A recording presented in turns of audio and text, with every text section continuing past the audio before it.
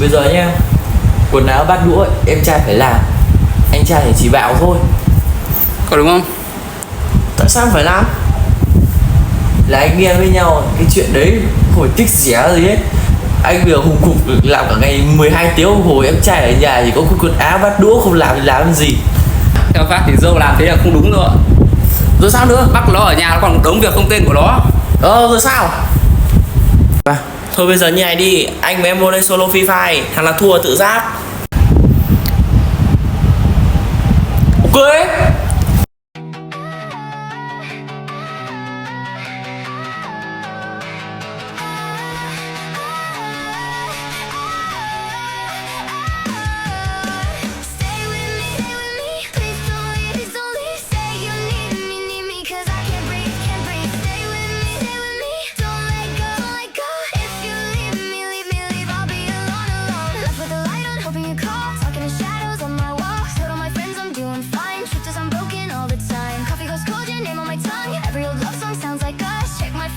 Bây giờ bắt ngồi cho định dâu cho đáo anh ơi.